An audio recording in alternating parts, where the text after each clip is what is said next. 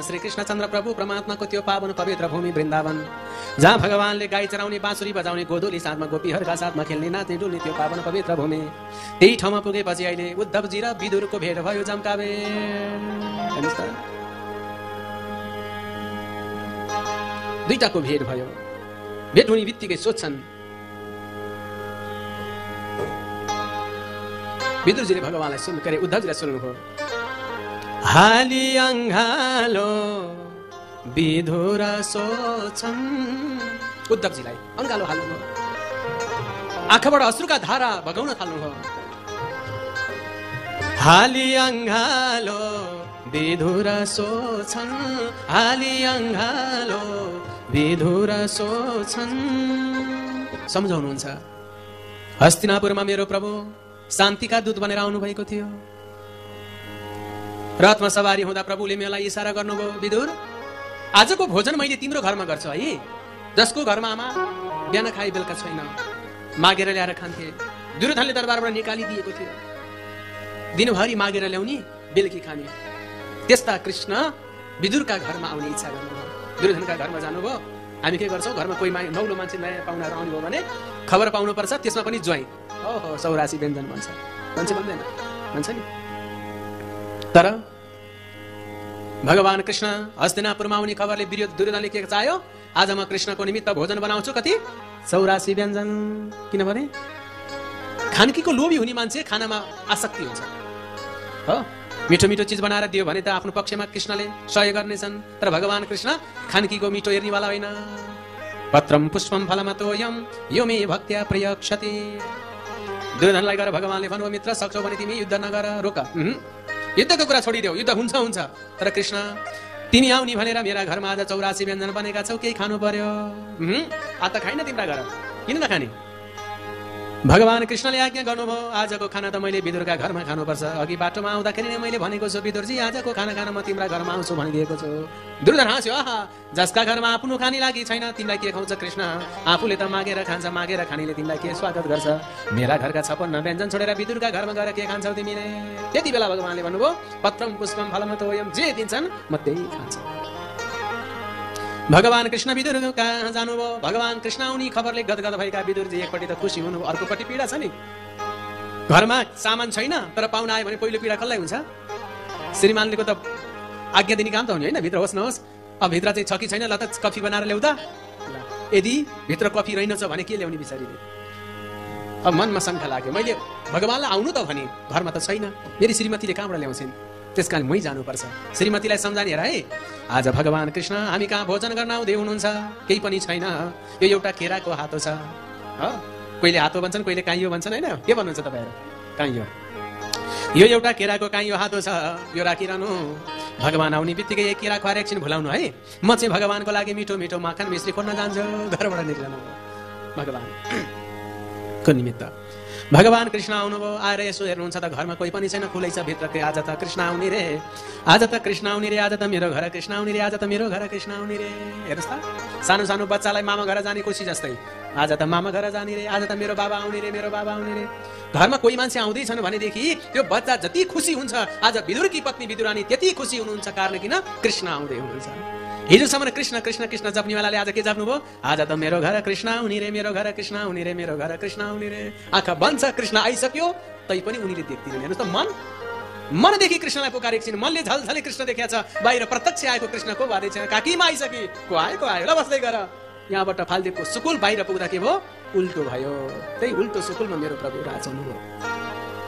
जसको दरबारमा जाँदा राजकीय सम्मान पाएर 84 व्यञ्जन छोडेका कृष्ण भक्तका निमित्त भक्तका घरमा जाँदा त उल्टो गुन्द्री पनि भगवानले हेर्नु भएन, उल्टो उल्टो गरेर पुचक्कै बस्नु। आमा भोक लाग्यो भन्नुभयो, के खान्छौ त? केही छैन मेरो घर, बस्दै गर। उनको पालो त्यही केरा अगाडि थियो, नङ्ग्याउँदै आज त कृष्ण आउने रे, गुदी गुदी आफू बोक्रा जति लखाउ यही। जय श्री कृष्ण। हेर्नुहोस् त, भक्ति प्रेम। त्यही केराको बोक्रा भगवान जब खाँदै उठे बक्सनुहुन्थ्यो, त्यति नै बेला विदुरजी आइपुग्नु भयो माखन मिश्री लिएर। यसो हेरेको त भगवान कृष्ण आँखा बन्द गरेर, किन दिनीमा त्यति प्रेम छ त खानीमा पनि प्रेम हुनु पर्यो नि, परेन? आँखा दिनेले नि आँखा बन्द गरे, खानीले नि आँखा बन्द गरे।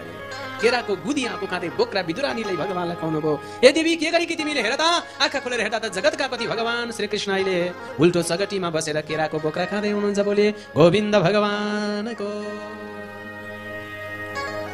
आफूले ल्याएका सारा माकान मिश्री खुवाउनु भयो, तृप्त गराउनु भयो र भगवान कृष्णलाई मैले पठाएको थिएँ। आज तिनी कृष्णको यो भूमि म आइपुगे, मेरो कृष्ण आराम हुनुहुन्छ भन्दा कृष्ण रूपी रवि अस्तायो, कृष्ण रूपी रवि अस्तायो छैन। त्यो सुन्ने बित्तिकै विदुर मूर्छा पर्नुभयो, मूर्छा परेर ढल्नुभयो। हे कृष्ण, मलाई सारा भारतवर्षको तीर्थ पटाएर आफू स्वधाम जानुभएछ, अब म के गरौँ? कृष्ण कथामृत, कृष्ण कथा रूपी अमृत। कृष्ण कथा के हो? अमृतको खजाना हो। योदेखि म कसरी अलग हुन सक्छु प्रभु? तर उद्धवजीलाई सुन्नुहुन्छ, उद्धव भगवान श्री कृष्णचन्द्र प्रभु परमात्माले जाने बेलामा मलाई सम्झनु भएन एकचोटि नि? के भन्नुभएको छ? उद्धवजीले हात जोडेर भन्नुभयो, हे विदुरजी, भगवान कृष्ण स्वधाम जाने बेलामा मलाई भन्नुभएको थियो, उद्धव तिमी बद्रिकाश्रममा जाँदैछौ, बैठमा जाने क्रममा बाटोमा कहीँ कतै मेरो भक्त विदुरलाई भेट भयो भनेदेखि भगवान कृष्णले जाने बेलामा भेट नभए तापनि धेरै धेरै सम्झेको छ भनिदिनु है। मैले बिर्सिया छैन, मैले धेरै सम्झेको छ भनिदिनुहोस्। अर्थात् मैले भन्न खोजेको त्यो काल त्यस्तो चिज रहेछ, स्वयं भगवान कृष्णले पनि भेट्न चाहेकोलाई भेट्न पाउनु भएन। आफैले पठाएको मान्छे आफैलाई भेट्न आउँदा पनि त्यो समय भगवानले पाउनु भएन। यदि कहीँ भेट्यो भने सम्झेको छ भनिदिनु, म बस्न पाइनँ, कान्छो है। हामी त मान्छे हौँ, आज उठी भोलि केही मान्छे जानियो एक दिन। प्रभुले आफू कन सम्झिएको, यसरी बसेर खाएको कृष्णले छोडेर जाने बेलामा आफूलाई सम्झेको कुरा अनि कृष्णले धेरै धेरै सम्झाउनु भएको छ भन्ने कुरा सुन्दा त विदुरजी यति भावुक भन्नुभयो, यति प्रेमी हुनुभयो कि कुरै छोडिदेऊ कि विदुरका आँखाबाट सारा वृन्दावनको भूमि त्यति आँसु निक्ले, त्यति दुखी हुनुभयो। जब विदुरले उद्धवबाट यो सारा वृत्तान्त सुन्नुभयो अनि के भन्नुभएको छ त?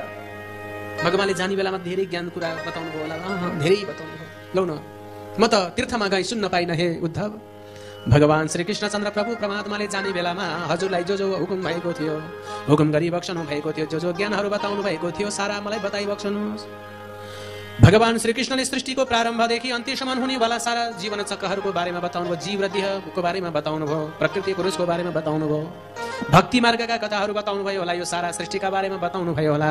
हजुरले मलाई बताइ बक्सनुहोस् न भने आज्ञा गर्दा अहिले विदुरजीलाई भगवानका परम भक्त उद्धवले भन्नुहुन्छ, हे विदुरजी, यदि आज मैले भगवानले बताउनु भएको कुरा यहाँ बसेर हजुरलाई बताएँ भने म पनि भावविह्वल भएर मेरा वाणीहरू अब रुद्र हुनेछन्, रोकिनेछन्। कृष्ण विरहमा म त्यति दुखी भएको कारणले गर्दा मैले जुन कथा भगवानको श्री मुखारविन्दबाट सुनेको थिएँ त्यही कथा हरिद्वारको पावन पवित्र भूमि कनखल नाम गरेको क्षेत्रमा बस्नेवाला, पावन पवित्र क्षेत्रमा निवास गर्नेवाला मैत्रेय नाम गरेका ऋषिले पनि सुन्नु भएको छ। यदि भगवानले अन्तिम समयमा बताउनु भएको कथा हजुरले साँच्चै नै सुन्ने हो भनेदेखि हजुर अहिले पावन पवित्र भूमि हरिहर कनखल नाम गरेको क्षेत्र हरिद्वारमा गई बक्सनुहोस्। उद्धवको आज्ञाले विदुर अहिले उद्धवसँग विदा भएर हरिद्वारको पावन पवित्र भूमि कनखल नाम गरेको क्षेत्रमा मैत्रेय नाम गरेका ऋषिका आश्रममा पुग्नुभयो विदुरजी। अब विदुरजीले गएर मैत्रेयलाई ढोग्नुभयो, चरणमा ढोगिदिनु भयो, हात जोडेर बिन्ती बिसाउँदै यो सारा भगवानले अन्तिम समयमा बताउनु भएका ज्ञानहरू, म को हुँ, के कारणले आएको हुँ, के कर्तव्य हो, के गर्नु पर्दछ मान्छेको लागि, म को हुँ पहिला चिन्नु पर्यो, मेरो काम के हो, मैले के गर्ने हो, के का निमित्त हो, यो सारा कर्महरूको बारेमा हजुरले मलाई बताइ बक्सनुहोस्। भगवान श्री कृष्णले के भन्नुभएको छ लो प्रभु भनेर आज्ञा गर्दा हरिद्वारको पावन पवित्र भूमिमा विदुर नाम गरेका राजालाई मैत्रेय ऋषिले बताउनुहुन्छ, के भनेको तिमीले? भगवानले अन्तिम समयमा के आज्ञा गरी बक्सनु भएको छ, यो सारा हजुरले सुन्नु भएको छ अरे। मैले सुन्न त सुनेको छु, तर म कसरी बताउँ भन्दा लौ न प्रभु, म धेरै दुखी भएको छु। उनी जगतका पति भगवान कृष्णको आज्ञाले दरबार छोडेर कुटी बनाएर बसे, त्यो कुटी पनि छोडेर सारा तीर्थ गर्दै जाँदा मेरो प्रभुले बीच बाटोमा पुग्दा नै स्वधाम जानु भएछ। केही जान्दिनँ, केही पाउँदिनँ, यस्तो प्रकारको यो संसारमा जानी सुन्नु छैन, भोगिसक्नु छैन। त्यसकारण मेरो प्रभु योदेखि पार पाउनको लागि कुनै उपाय छ जो भगवानले बताउनु हो, यो सारा मलाई बताइदिनुहोस् न प्रभु भनेर अहिले हरिद्वारको पावन पवित्र भूमिमा गएर मैत्रेयका चरणमा पर्दै विदुरजी भन्नुहुन्छ, अरे विदुर नाम गरेका राजालाई मैत्रेय नाम गरेका ऋषिले भन्नुहुन्छ, के भनेको तिमीले हो प्रभु? यी विदुर पूर्व जन्ममा धर्मराज हुनुहुन्थ्यो। विदुर माण्डव्य नाम गरेका ऋषिको कारणले गर्दा स्वयं धर्मराज आज विदुरको रूपमा हस्तिनापुर नाम गरेको राजधानीमा दासीको कोखबाट जन्मनु भएको थियो। किनभने गल्ती गर्यो भने सजाय पाइन्छ है हजुर। हामी जसले गल्ती गर्छ नि सजाय पाउँछ। तपाईँ राम्रो कर्म गर्नु स्वर्ग जाने बाटो खुल्छ, तर नराम्रो कर्म गर्यो भने नरक पनि जानै पर्छ। हामीलाई के छ भने जीवनभर नराम्रो कर्म गरेर अन्तिममा धर्म कर्म गर्ने यसो नाटक गर्यो भनेदेखि मुक्ति हुन्छ जस्तो लाग्छ, हुँदैन। राम्रो राम्रै भोगिन्छ, नराम्रो नराम्रै भोगिन्छ। आउँछ त महाभारतमा कथा, युधिष्ठिर नाम गरेको राजाले झुटो बोल्नुभयो, थाहा छ? अश्वत्थामा हतो हतो नरोवा कुञ्जरोवा, यति भनेको हुनाले युधिष्ठिर नरक जानु पर्यो। अब कल्पना गर्नु त, यदि झुट बोलेर यति झुटको कारणले युधिष्ठिर नरक जानु पर्यो, यदि धर्मले पापलाई काट्ने भए युधिष्ठिर त राजा सुयोग गरेका थिए, तर काटिएन त। त्यही भएर जस्तो कर्म गरे त्यही भोग्नै पर्छ। माण्डव्य नाम गरेका ऋषिले धर्मराजलाई श्राप दिनुभयो, कारण माण्डव्यलाई बिना गल्ती अपराधमा सुलीमा चढाइदियो। ऋषिलाई त्यो गलती बिना गलतीमा सुलीमा चढाइएको थियो। माण्डव्य ऋषि सुलीबाट निकालिदिए, सिधै जानुभयो धर्मराज कहाँ। सोध्नुभयो मलाई किन सुलीमा चढाएको? यसो चित्रगुप्तले खाता खोलेर हेरे, केही पनि छैन। के भन्ने त? माण्डव्यलाई धर्मराजले भन्नुभयो 3 वर्षको उमेरमा 2 खुट्टा टेकेर हात गोडा टेकेर हिँड्दाखेरि कमिलालाई कुल्चेर तिमीले एउटा कमिलो मारेको हुनाले, यो घुँडाले च्यापेर कमिलो 3 वर्षको उमेरमा घुट्नाले टेकेर हिँड्दा घुँडाले च्यापेर एउटा कमिलो मारेको हुनाले त्यही कमिला मारेको दोषले तिमीलाई सुलीमा चढाइयो भनेपछि त अहिले ती सारा काटेर हिँड्नेलाई कुन पाप होला भनिसक्नु छैन। अब 3 वर्षको उमेरमा कमिलो मार्दा त त्यति धेरै यातना भोग्नु पर्ने रहेछ भने, अनि त्यत्रो त्यो खुकुरी उचाली बलले घाँटी छिनालिकन, चट्टै छिने त ऐयात हुँदैनमा, अलिकति बाँकी रह्यो भने कति दुख्छ होला। त्यत्रो त्यो खुकुरी उचाली बलले घाँटी छिनालिकन, खानै पर्छ भने नखाई बसोला भन्छन् ठुला सज्जना। काँडा मात्रै बिज्यो भने पनि कुनै दिन आफ्ना ती पैतालामा, आफ्नो पैतालामा सानो काँडा बिज्यो भने चाहिँ आमा भन्ने त्यत्रो खुकुरीले च्वाट्ट अन्त चाहिँ माया नलाग्यो। यो मान्छेको मन कस्तो।